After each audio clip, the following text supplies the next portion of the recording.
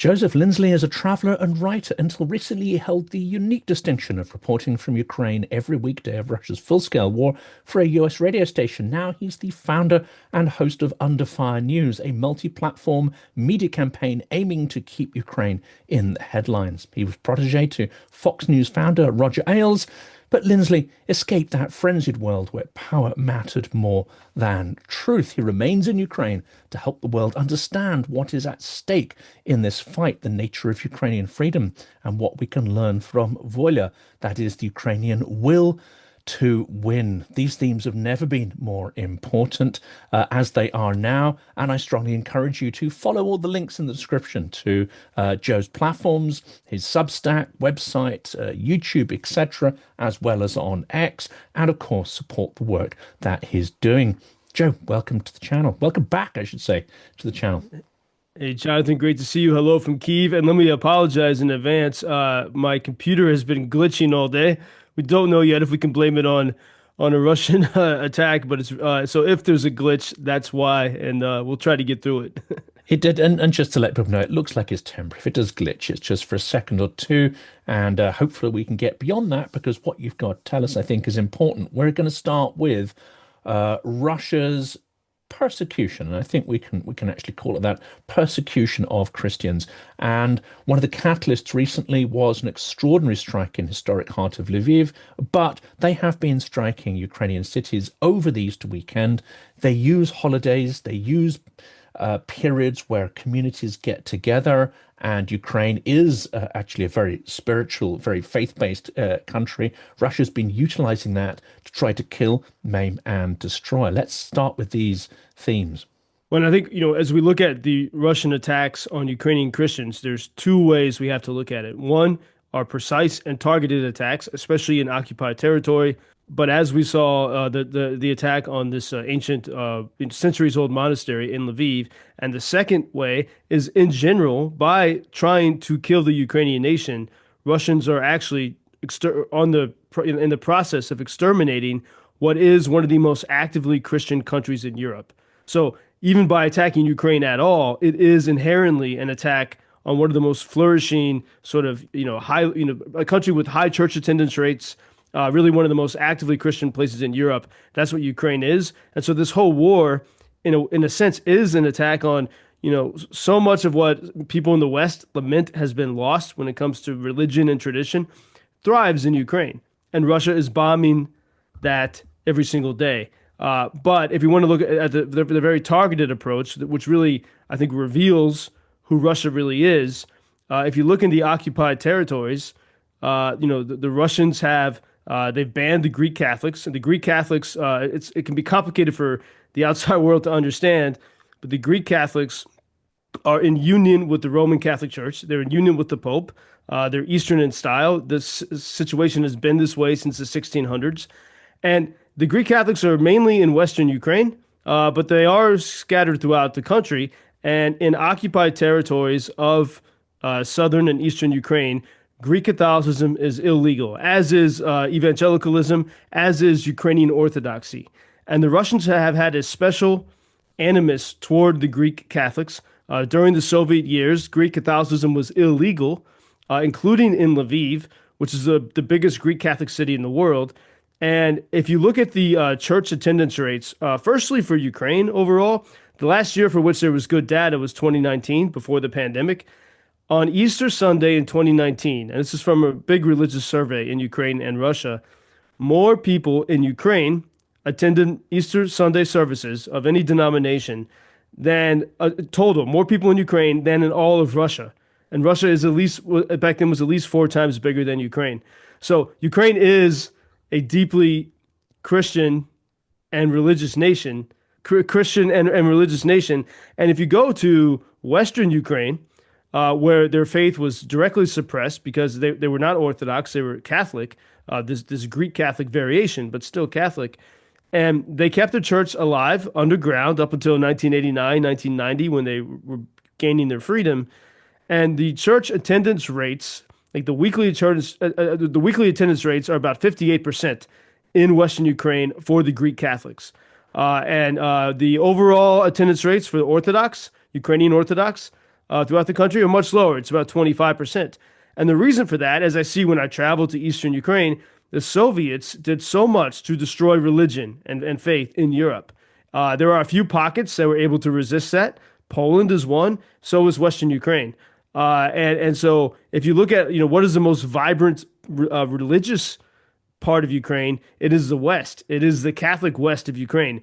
In Kyiv, I will say I do see a revival happening here. It was Palm Sunday here on the Eastern calendar a couple of days ago, and everyone was carrying the Ukrainian equivalent of the palms, the willow branches and the cotton branches, and so you are seeing a revival here, and in a way that you would not see in any other European capital. I mean, I don't think if you were walking through London or Paris or Berlin on Palm Sunday, you would see everyone carrying palms, but you see that here. So Russia's attacks on Ukraine are an attack on a nation that still lives its faith, very openly. And, let's remember, in a very tolerant way. I mean, they elected a president who's, was born Jewish.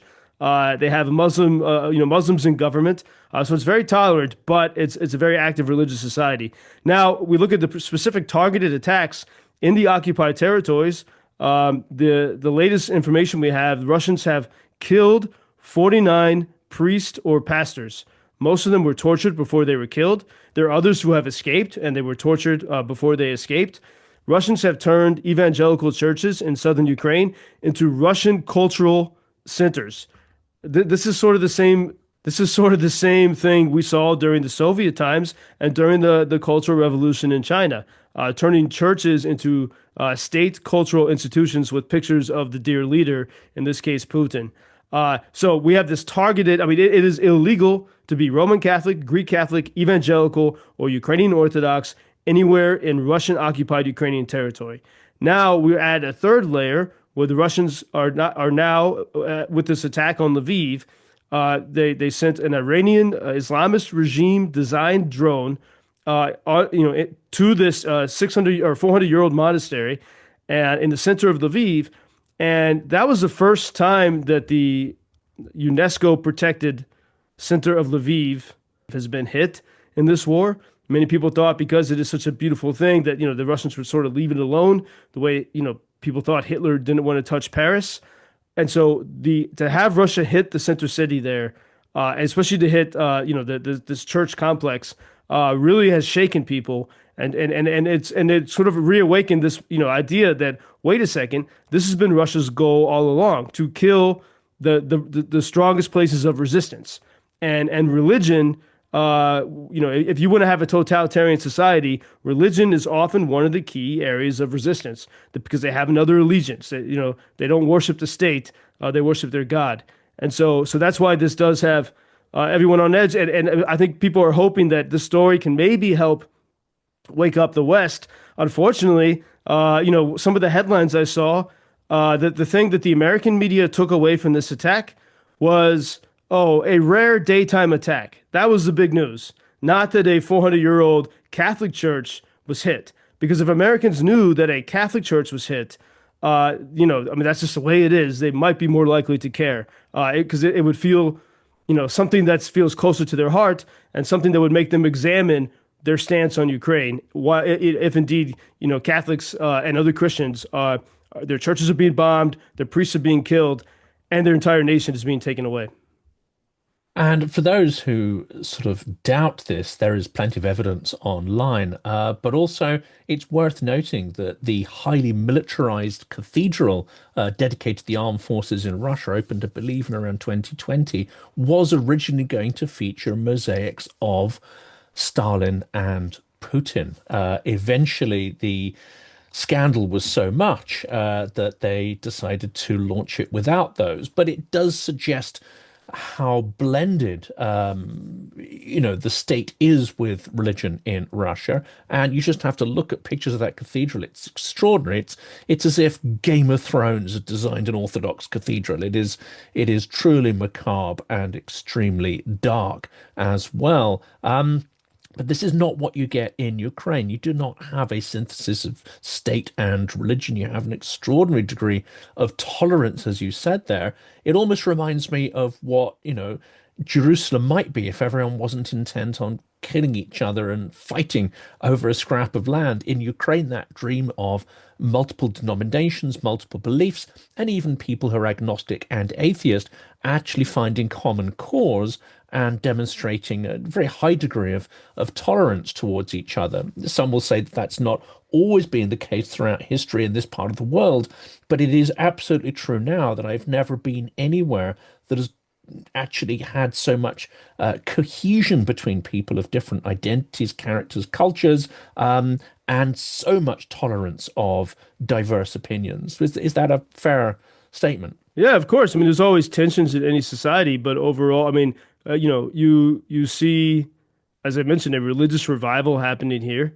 And again, in a European capital city, walking around on Palm Sunday, everywhere you go, you see the evidence that people have been to church carrying the palms. And if you go, next week will be Easter in Ukraine, not only for the Orthodox, but also for the Catholics. And that's part of the reason why this story is so complicated to tell for people to understand, because there's a lot of different permutations here. But my team and I will have a film crew in Lviv next Sunday because I want to show people there's a Catholic church almost every 2 or 3 blocks in the center of Lviv. And any given Sunday, people are, spilling out into the squares and the streets. They have loudspeakers broadcasting the mass, the chant into the streets. It's almost like a Catholic Istanbul because you hear this chant everywhere. And so we want to capture that, in film to show the world. This is what, especially now that Russians are, literally bombing this historic center of the city. And it's interesting. UNESCO said they would send some people to inspect. But, this was a perfect moment for Europe actually to do something. And what is it going to take? Jonathan, how many times do we have some moment that could be a good catalyst? And, Boris Johnson, as he wrote in the journal, and I say it because it gives my idea a little bit of credibility, I hope, that Europe should send some uniformed non-combatant soldiers to Ukraine just to send a signal that they're doing something and to make the enemy guess and to make America guess. And this is a perfect opportunity. Europe, some European countries should have said, Russia is bombing historic, ancient churches now, only 60 or so miles from Poland, from NATO borders, and we're going to send a few dozen non-combatant uniformed soldiers to examine air defense vulnerabilities, because that's a real problem, especially with Iran and Russia. Any European city could be hit by this Russo-Iranian threat. And so come to Lviv, Ukraine, study what happened there in that breach. And also by doing so, you'll start to send a message, hey, we don't have to follow your red lines, and we're going to defend Europe against these barbarian threats. This is where we're completely united. And actually, there are several huge political wins in doing this. There are several ways in which Europe could physically get involved at, I would say, minimal risk. One is helping to close the air, close the skies over Western Ukraine, plus learn the lessons of modern air defense in the process. Absolutely critical. Europe needs to get up to speed with that urgently before Russia actually attacks Europe. And I think it's not a question of if, it's a question of when. And I think that window is very rapidly closing. It's going to happen soon. Secondly, they could start replacing, border guards and troops on the western frontiers to liberate Ukrainian troops to head east. But also we could embed troops with more frontline units learning drone defense. Now, I'm going to throw a couple of ideas here because we always try to find common ground, even if we don't necessarily agree on everything. So Trump, I think, has been lured into Iran, and he has wanted Europe to get involved. Well, this is an ideal point. Now, Europe has basically said no, and various degrees of no. One is like, no, but you can still access our airspace, or no, we're not getting involved and you can't access our airspace. This would be the perfect time to correct the optics to say, we will not get dragged into that war in the Middle East because we have a war on our continent. We're going to take this more seriously. It would have been an ideal inflection point to actually not just say no to President Trump, but to say no and give a very convincing reason. We are going to defend our sovereignty, our airspace, our territorial space.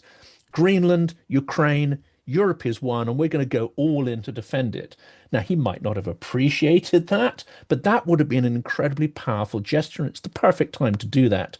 Europe has not done that, and the window is closing for us to send a deterrent message to Russia. Yeah, I mean, opportunity after opportunity is missed. And this is why I encourage people to go back and listen to Zelensky's Davos speech from this year. He framed it all. He said, Europe is always in Greenland mode, hoping that maybe someday someone will do something.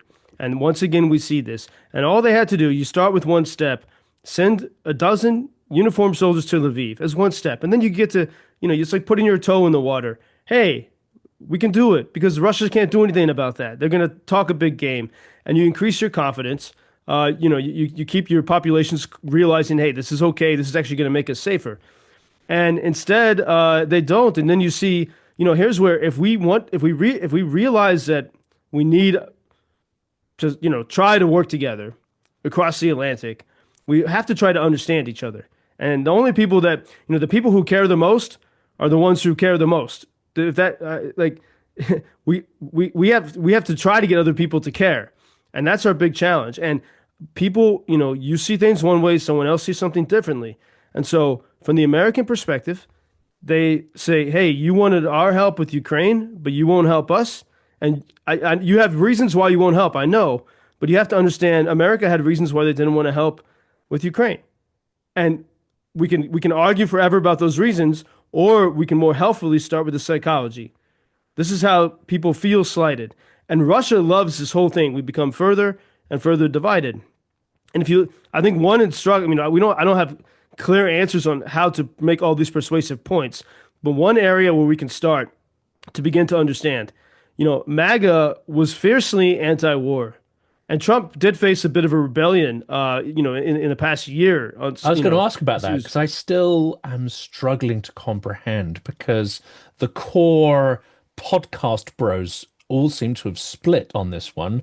Pretty much all of them, including Alex Jones and others. I mean, in this case, Ben Shapiro is the only one, for obvious reasons, I think, who hasn't. He's gone the other way. He's always a bit of contrarian, but of course he's fiercely pro-Israel, whereas many have turned, and there's some anti-Semitic, let's say, underpinnings behind Carson, Jones, and others, and Candace Owens. But it's not just them. Many of the right-wing podosphere have gone back to what they see as pure MAGA values, Marjorie Taylor Greene, to say, when we went no more wars, we went no more wars. I'm stunned as to how some of the core MAGA constituency actually are now, somewhere trapped between what's happening and that media, but they seem to shift actually more towards whatever Trump decides to do. Could you unpick it? Because I am genuinely confused by what's going on. When I say, from what I see, is less from what the podcast bros say, more from the people I know in America. Both, people, in my family, people I grew up with, and people I worked with in Washington and New York and Texas. And so it's a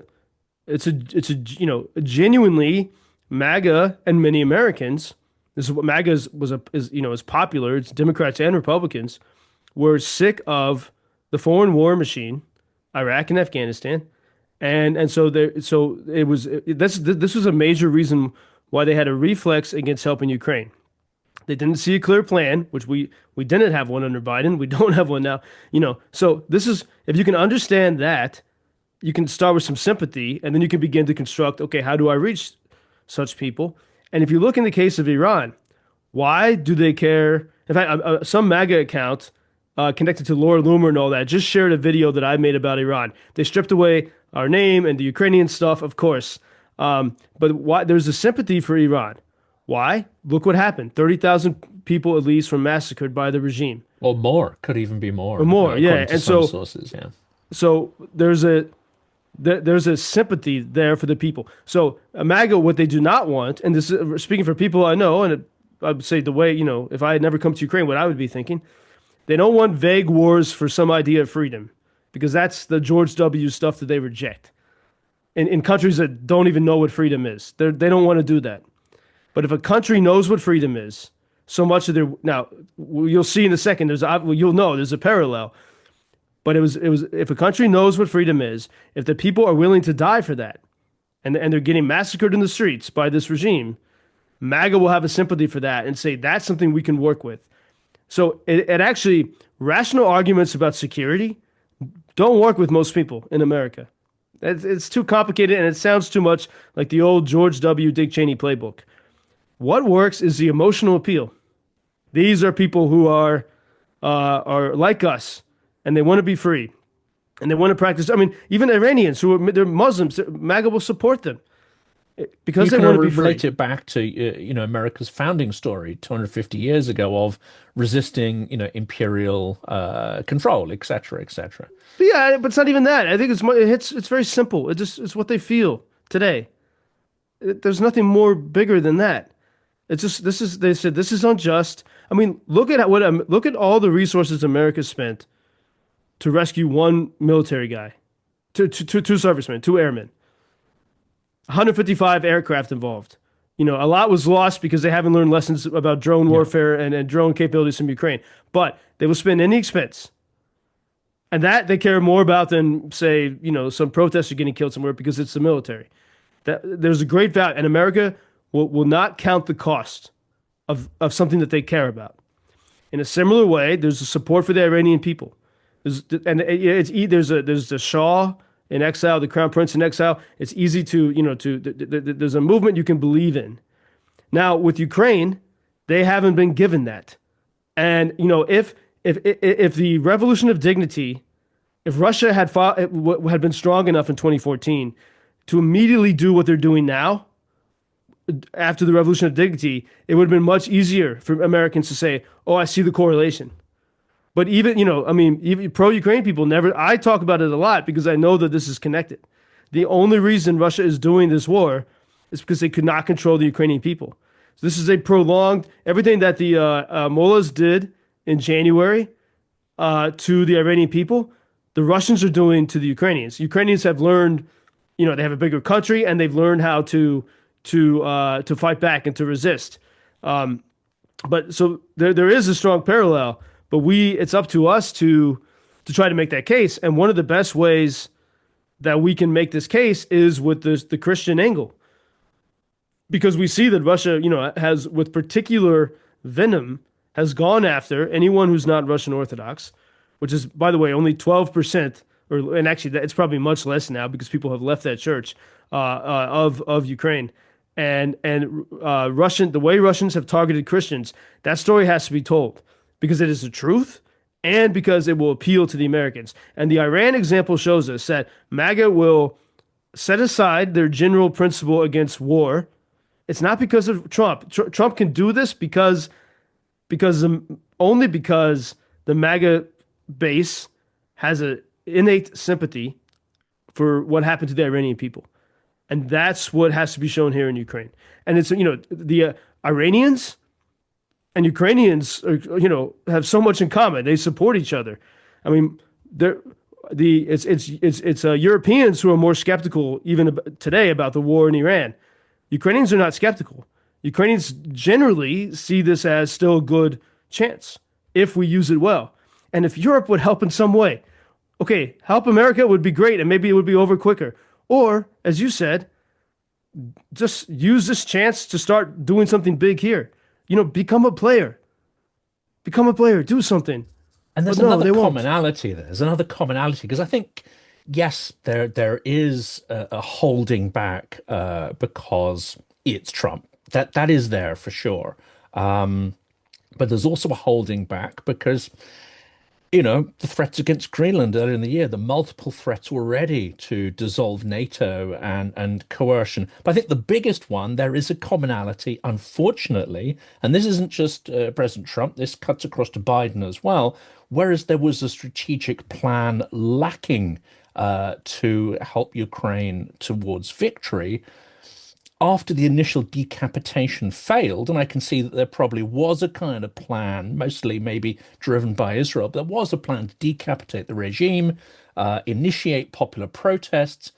That, unfortunately, for one reason or other, hasn't worked. And I get the impression there isn't really a clear strategic plan. I'm guessing that, a lot of people are holding back because they just don't see what the plan is towards victory there. That's a challenge, but it's not a challenge purely related to President Trump. It's a systemic challenge over the last couple of wars, and that includes Libya, where Britain was more heavily involved. It's that we do not have the leadership to see a vision towards the world we want to emerge. Yeah. And how then we would work towards that strategically. It's a systemic myopia that we have. And Jonathan, if we think about this analogously, this is how Americans look to Ukraine's resistance and to Russia's war in Ukraine. They look and they see Europe without a plan. They see Europe that won't get up to NATO spending standards for the most part. They see a weak leadership. They don't see a plan. So forget about arguing which war is right or which cause is right or wrong. Exactly as you say, Europe didn't see a plan from Trump, and Americans don't see a plan from Europe on Ukraine. They don't. Yeah. And this is on Europe's own soil. They don't have a yes. plan for what is threatening their own continent, which is and take leadership. And as Johnson said, as others, as I hope more people will say, put some troops there. You don't have to do a lot. I mean, what they sent, okay, I'm joking, but they sent 6.5. Zelensky made the joke, 6.5 people to Greenland, and that kind of worked in a way. Okay, it gave Europe a bit of confidence. They did it very slowly. It was like when the UK takes 9 months to send their whatever it was to get the HMS Dragon, and then it wasn't even ready. Just send some soldiers to Lviv.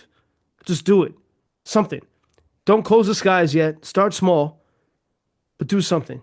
And because right now with we're just unmanned systems forces. Learn the lessons of the drone war.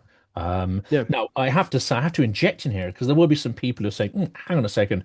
We know that Britain actually has substantial covert presence in Ukraine. So we have to be a little bit, we can't detail what that is. We don't really know what that is, rightly so. But there is a substantial covert presence. And some of these lessons I do hear behind the scenes are starting to be learnt by the British military in Denmark and a few others. You yourself know that in Lviv we see a lot of Norwegian, Danish, and Swedish. I've come across a lot of officials that have one foot in government or think tanks or defense. So some countries are really starting to, but at the moment it's all covert. They're not signaling to their populations that they're actually doing these things. And I think the next step has to be, as you're saying here, make it far more overt. Yeah, I'm only speaking of optics here, and because what the optics will do will open up more possibility for real action, and it will send signals to Russia that we are tough and you cannot be messed with, and it will send signals to America and to other European countries. I mean, if you want to get help, you have to show people that you have strength. America can do that part.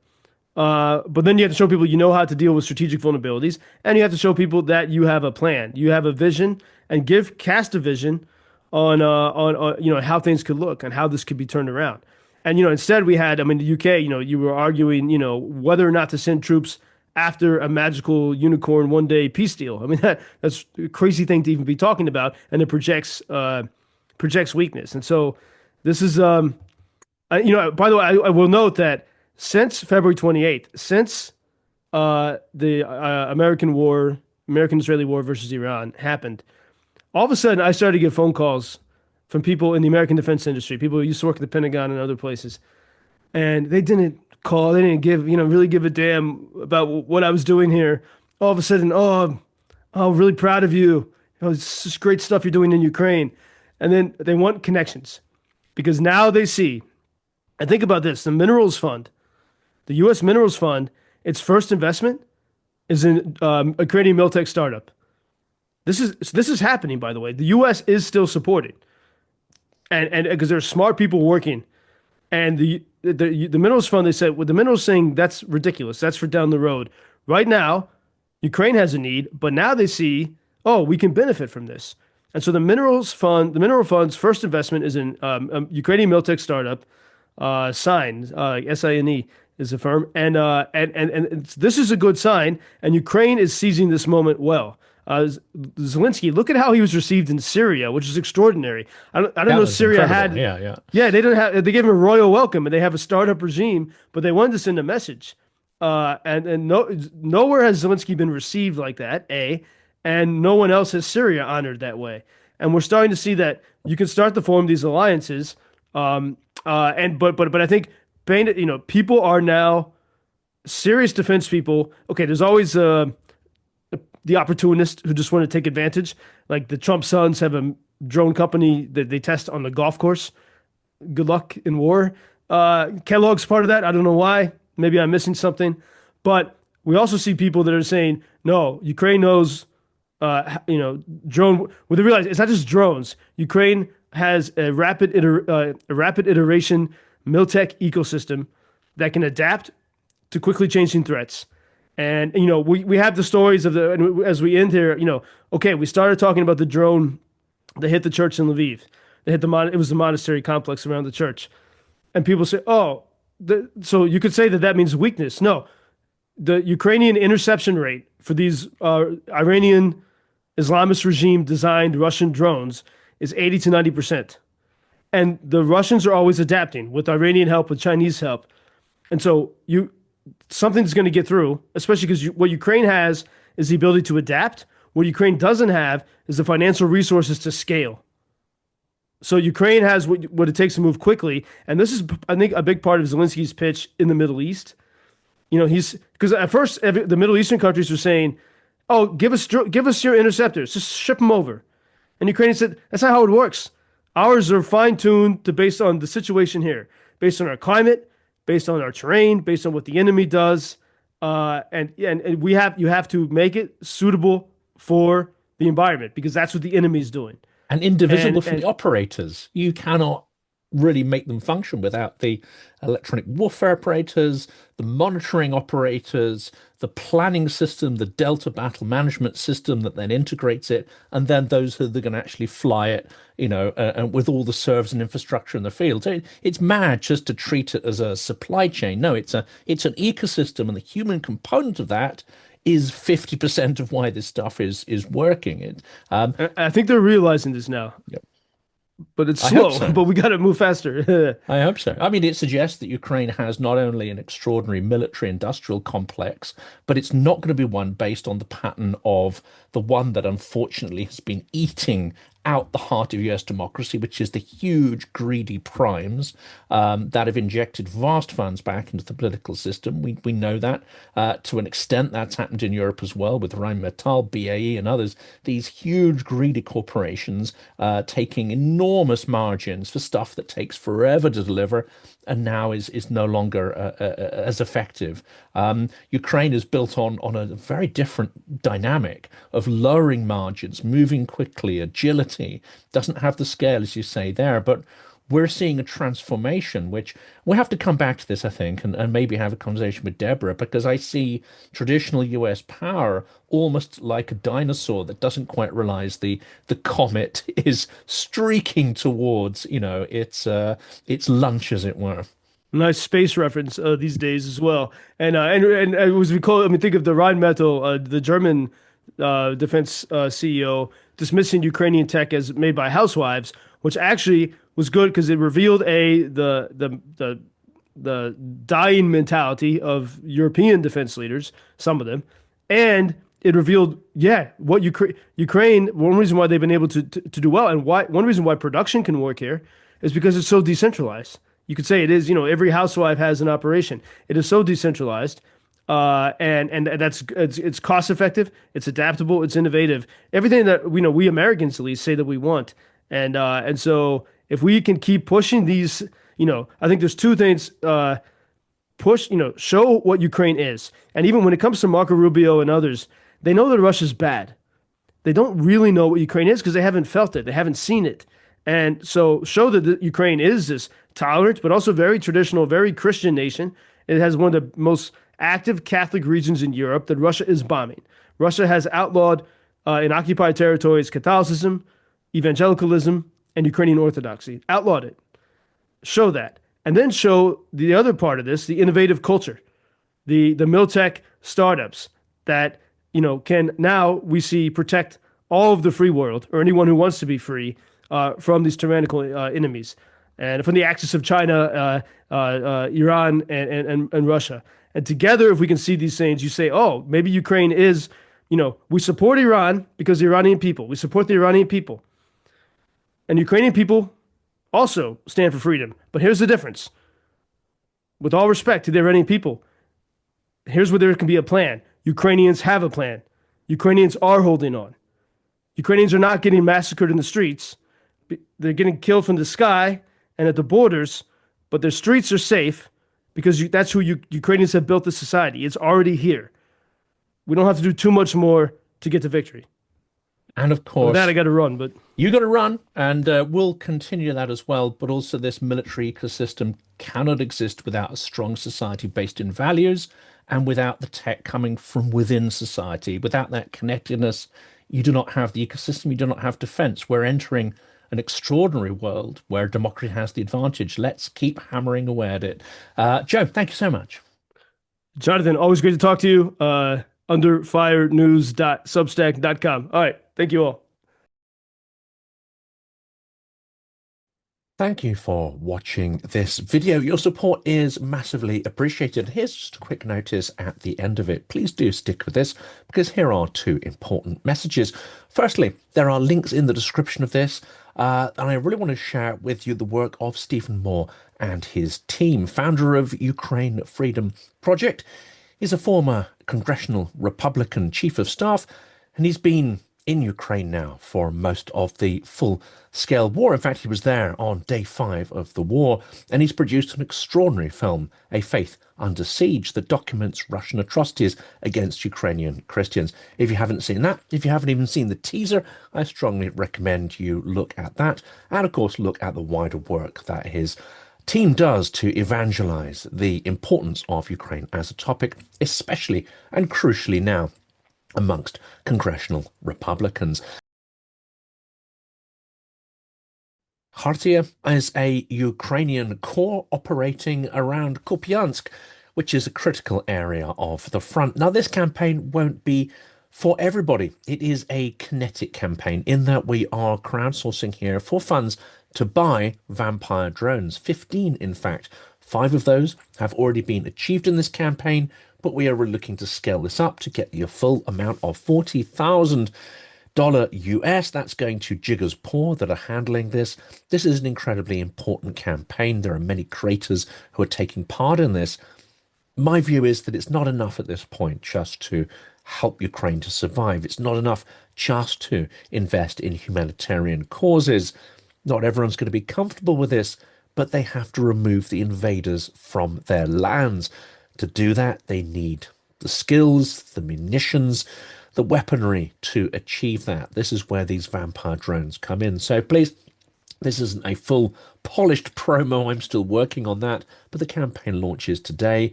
Please do check it out and, of course, help in any way that you can.